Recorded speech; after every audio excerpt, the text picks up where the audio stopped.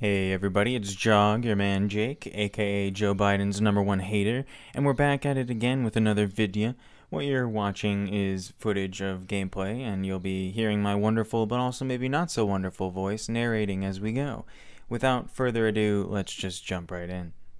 The Israeli government is now several weeks into its next chapter committing war crimes of ethnic cleansing and genocide on the Palestinian people.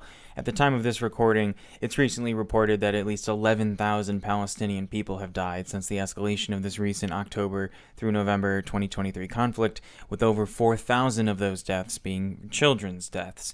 In the midst of this historical atrocity growing worse and worse by the minute, as the bodies pile up and the suffering grows more and more, your favorite political demographic is running to the front lines of propaganda justifying simpery.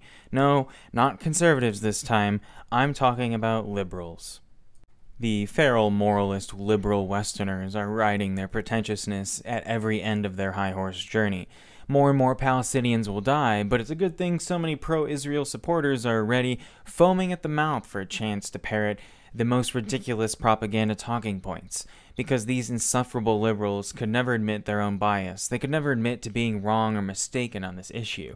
And throughout the last few weeks, out of perhaps masochistic curiosity, I perused through the content of some notable personalities in the BreadTube world and general online presence of center-left, liberal, SocDem, democratic socialist persons, particularly on the American so-called left.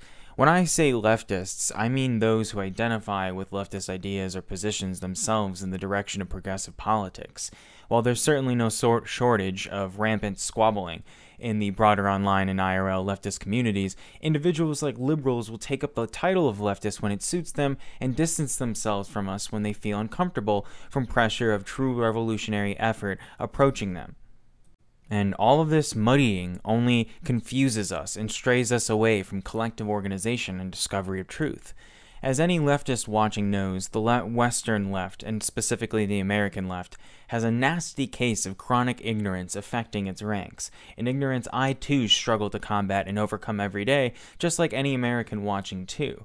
And it is in my opinion, liberalism continues to be one of the paramount obstacles to American people's progress, and unfortunately the world's progress as well. And the longer we don't overcome our corrupt system, the longer of the tyranny of the American government continues, the longer we will all continue to suffer.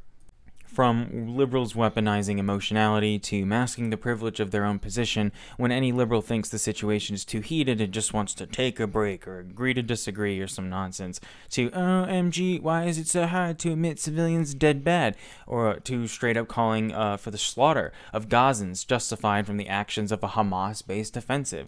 Western liberals possess what seems to be an endless arsenal of pro-Zionist water-muddying talking points, and I think it's so rich how every Zionist and pro-Israel apologist from the mountaintops screams, Israel has a right to defend itself. I think it's hilarious how the people who criticize Israel and Zionism are anti-Semitic, but then the same fascist Zionist and pro-Israel simps justify the extinction of Palestinian people because of the actions taken by an insurgency. It must be so difficult for liberals to maintain this Olympic-level build and fitness of their mental gymnastics, truly a marvel to ooh and ah at. We need to really establish and explain what makes liberalism so unpopular, not just with conservatives, which is far easier to understand, but the greater true leftist cause. Liberals offer what I would argue is an actual ideological stain which needs to be removed from our side of the political spectrum, the leftist side, that is. And liberalism and those who identify with it are slightly left, barely to the left of conservatives. Conservatives and liberals are nearly identical in their ideologies, with few differences between them. Conservatives and liberals, while role-playing surface-level divisiveness and even at times performative partisanship to placate the tribalism of the class unconscious masses, ultimately defend the same conditions they claim to disagree on with their ideological counterpart, a counterpart, as discussed, which hardly exists as a true different ideology from the other. These blue conservatives support the same status quo of their Republican siblings, and these liberals, these centrists, these apolitical, these social democrats don't truly seek the mass changes they invoke in their grand speech. They support strategies such as the hand-holding, the peaceful protesting, the voting out of fascists, but they don't support real change. At the end of the day, they'll say they support the rights of those they deem worthy to defend in their spare time, they'll promote legalized cannabis, and they'll tolerate gay people, but they'll always stand on the side of the fence that justifies, supports, and perpetuates the system. You cannot reform something that was built on exploitation. You, me, we, us, all must disassemble this horrible machine and build something entirely new and healthier. There's not much difference between the liberals and conservatives of Western, capitalist, pseudo-democratic state world, and the existence of this minute, ultimately trivial contention between these blue and red supporters of the status quo is merely a lie we keep telling ourselves, an illusion we keep believing. Liberals, subconsciously knowing the truth of their ideology's illegitimate nature, become desperate to separate themselves from conservatives, fascists, centrists, and even communists, and everyone else not like them. But when push comes to shove, they too become complacent enablers of the very thing damning us all.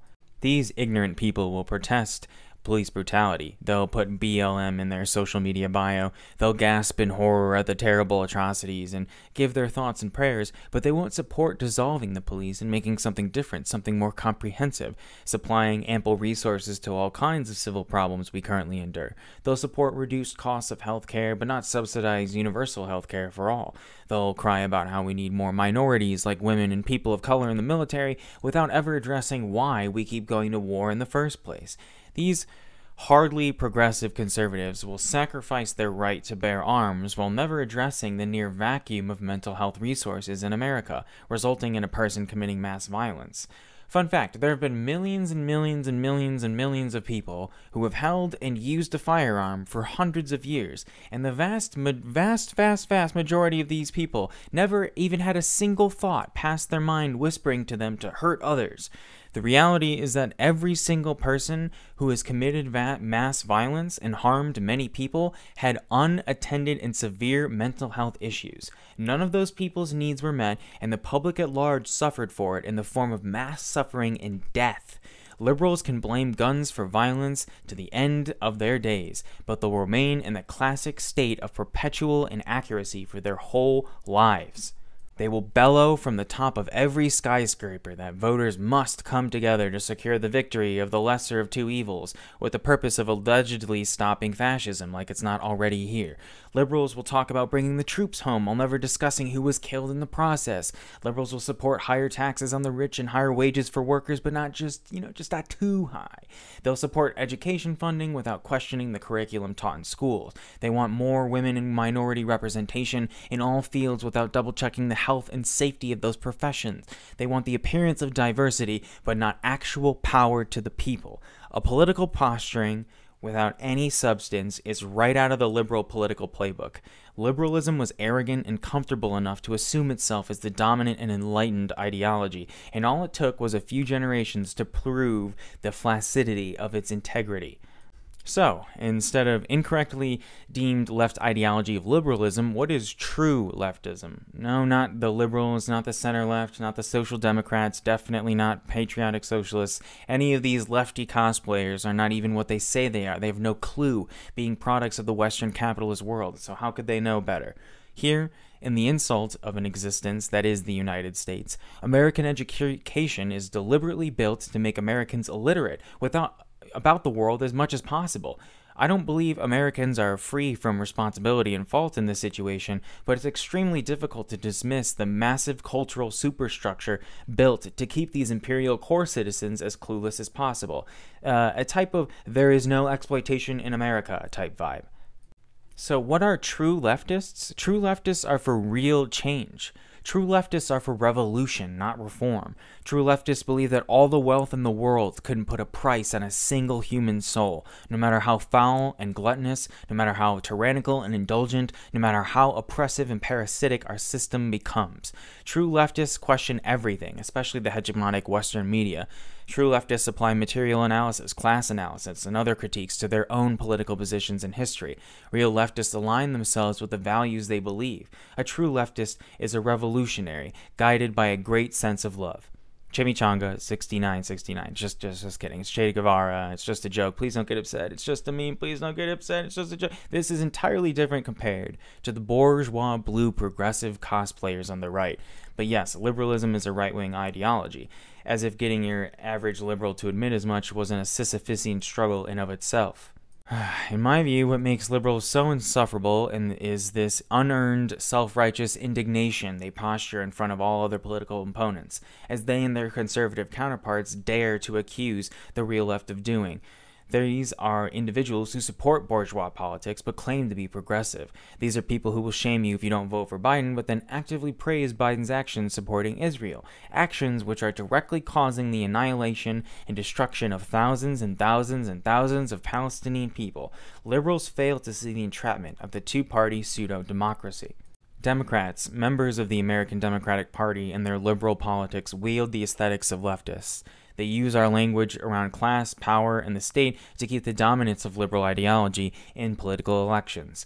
Liberals will take credit for long-fought leftist victories in history, while partaking in the current life of those who side with centrists or the right.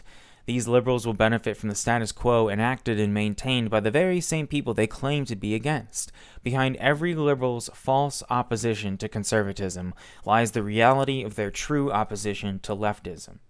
Let's be absolutely clear again. Liberalism is a conservative ideology. It is center-right, and what this means, other than some abstract geometric political positioning, is that liberalism is much more alike conservative ideology than it shows. Liberals will steal the honor of leftist struggle and success while never once actually enduring anything remotely leftist. In order to better exemplify this titanic misunderstanding in contemporary American politics, let's take a quick pivot and talk about conservatism.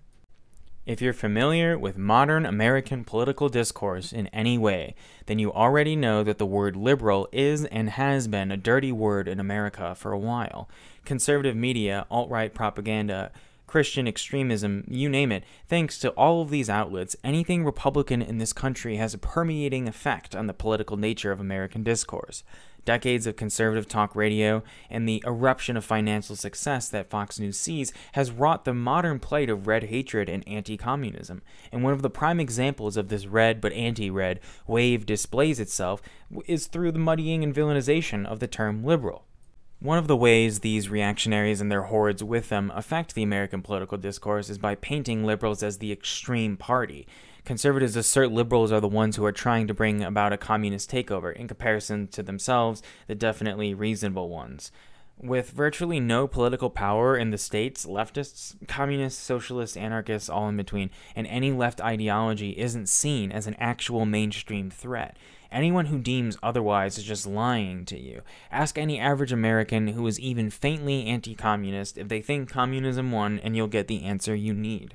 What you might hear instead is the constant rebranding of the Democratic Party and anything remotely left of conservatives as commies, a rebranding campaign originated and propagated by the conservative ideologues themselves. As an actual communist speaking to you right now, where is this communist America that conservatives and Republicans keep promising? I hear nothing in my head but don't threaten me with a good time when these people whine and wail about liberals allegedly seeking a communist takeover. I'm getting revolutionary blue balls from Republican paranoia and it's killing me. But any coherent and intellectually honest person can quickly find the absurdity in these claims, the delusion in these attempts to slander the already passive and enabling Democratic Party. I just want to say, leave it to Americans to make both a liberal and a communist dirty words, and to confuse the very two different terms. It's almost impressive if it wasn't so depressing and annoying. As you all already know, even the apolitical types, the fence-sitting centrists, and the liberals I roast on this channel, liberals are not anywhere near close to communists ideologically, not even remotely close. Communists will tell you liberals are not communists. Liberals will tell you that liberals are not communists. So why should anyone listen to what conservatives, these bootlicking eagle dick riders, about what liberals and communists believe, when both of us will tell you the only thing liberals and communists have in common is hating conservatism, and even then we don't hate them for the same reasons. Both of these groups want nothing to do with the other. There is an adamant distaste for the other when comparing liberals and socialists/communists. How can the liberal self-identifying Democratic Party be close to anything communist related if both of these liberal and communist socialist groups have no interest in identifying with one another? Just goes to show the lack of class analysis and overall lack of any analysis that conservative and really also liberal sentiments have. The only time the American Democrats will ever take up any progressive change, the changes that the vast majority of Americans want, are when it suits them, and them alone. Liberals will call themselves leftists when it works for them, as I've mentioned, but they will actively push back on any association with those dirty socialists and communists. The richest of the rich, these tyrants of the most powerful kind, have no interest pursuing progressive change. If we are to consider the perspective of the ruling class themselves, unless it directly serves to continue their reign as the dictatorship of the bourgeoisie, aka the status quo, then no reforms, let alone no revolution, will occur. If we acknowledge the class conditions we find ourselves, and we conclude that the revolutionary changes we need are inhibited, stalled, halted, or entirely eliminated because of the societal control orchestrated by the fewest of the few, then it becomes quite clear the political purpose liberalism serves, to be the impotent counterweight to conservatism. Liberalism is the political enabler of our suffering, thinking that enduring the nature of this unsustainable way in which we live will eventually lead us to betterment. It is pure denial to believe that if we just hunker down, talk out our differences, we'll all be able to come to a conclusion and have a Disney-style happy ever after. And this cultural fiasco of a misunderstanding is what creates, manifests, and preserves liberalism. Since it is fundamentally a pro-capitalist bourgeois party, the political ideology and identity liberals attempt to claim is different basically in name only. Liberals will often display support for the same efforts us socialists and communists pursue, but when threatened with a system shakeup, these potentially originally well-meaning people recede back to their fears of change. In my opinion, liberals are disconnected from the reality of the goals they claim to value. They don't understand the futility of reformism within this structure of our society. They don't understand how often liberals and their kin are found on the wrong side of history. It is so unfortunate to see people who clearly want to do the right thing defend some of the worst acts possible, and I think this is what really makes liberalism just so unpleasant for the real left. This socio-political cultural fissure of misunderstanding is a huge and pressing issue in America, and it isn't exactly helping the wider Western world either. A common misunderstanding, a term used in a way that only actively confuses us all day after day in its usage, in the speech of millions and millions of people, the average passing chats about the state of things. So many people are unknowingly using the term wildly incorrectly, and it just hurts us all. There are way more things in common between conservatives and liberals than there is between liberals and leftists. The more we confuse all of these political ideas, the less the truth will become clear. So going forward, these definitions must be concretely defined and their meanings kept intact. We must correct anyone who seeks to mix up the two words of liberalism and leftism, and any of us ought to demonstrate that difference that they actually have in real time when the chance arrives. It's important to make the different political ideas distinct, and there's not much productivity to be had the longer and the more we lazily partake in this unspecific designation of our political ideologies. We need to show the absurdity of this weird left-right dichotomy and how it regularly confuses the distance between all ideologies along this literal two-dimensional understanding. Clarification will only serve to help us, and continuing a stance of clear terms will actually assist and overall broaden and perhaps even conquer the general political struggle going forward. If you've made it this far in this video, thank you so much for watching. I really appreciate anyone giving their time to give even a second of consideration to my content. Please feel free to let me know what you think in the comments below. Please like and subscribe, as well as if you can. Take good care of yourselves. Thank you again for watching, and I'll see you in the next one. Peace.